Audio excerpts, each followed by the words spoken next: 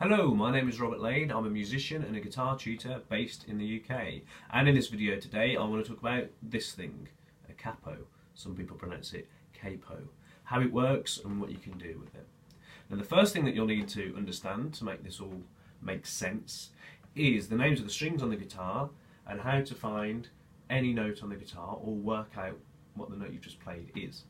Now, if you don't know how to do that, I have already done a video on that subject, which hopefully you'll see in the suggested videos, but I will also put a link in the comments below this video.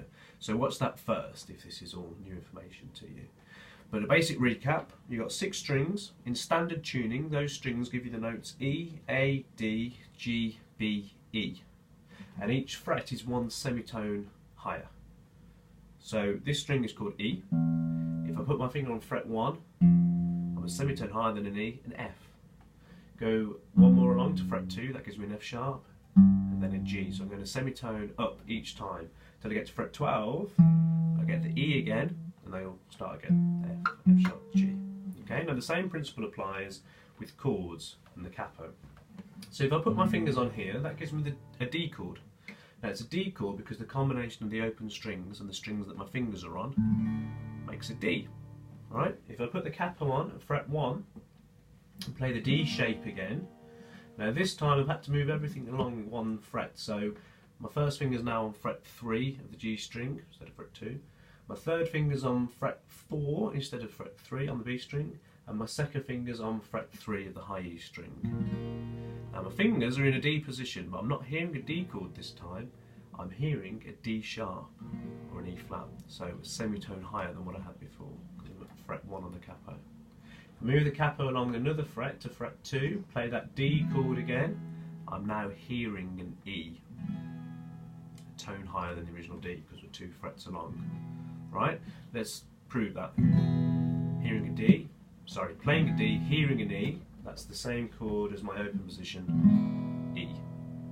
Okay, and that's how it works. It's the same with all the chord shapes.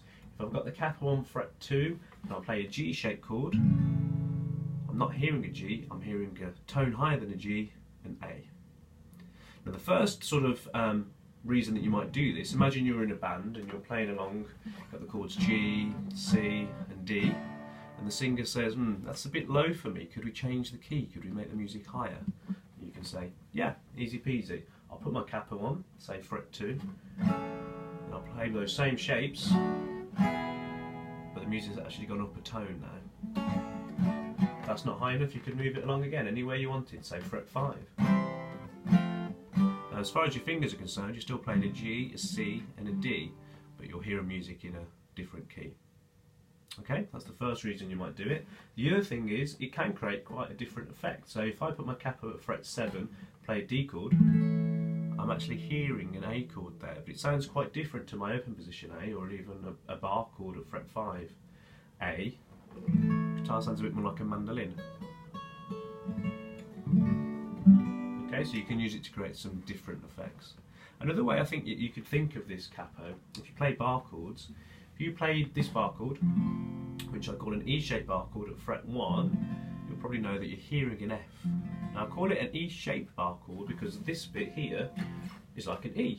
There's an E chord, I've moved it along 1 fret and put the capo on, put my first finger on. Now the first finger is acting like a capo. Okay, if you imagine putting the capo on fret 1 and playing an E shape, you'd hear that F. So in effect, your first finger, the bar, is like a capo, and you can move it anywhere you want. Okay? Another reason that you might use the capo, in some keys, if you're using standard tuning, open position chords, you might need lots of bar chords, and they can get a bit tiring to play sometimes, particularly on an acoustic guitar. So you can use the capo to mean that you don't have to play bar chords so much. When you've got a capo on, you do still play bar chords sometimes. So if I'm here and I'm playing a G, I might want this chord, which I'm thinking of as a B minor shape. I'm actually hearing a C sharp minor, but my fingers are thinking of it as a B minor. So you do still play bar chords when you've got the capo on.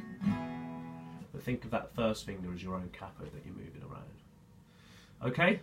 Hopefully that's been some help. Let me know in the comments if it was useful or not. Also let me know what you would like me to cover in future videos.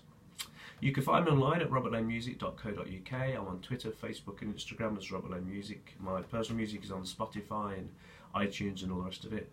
Please do get in touch in whichever method you prefer. It's really great to hear from you. Okay, until next time, goodbye.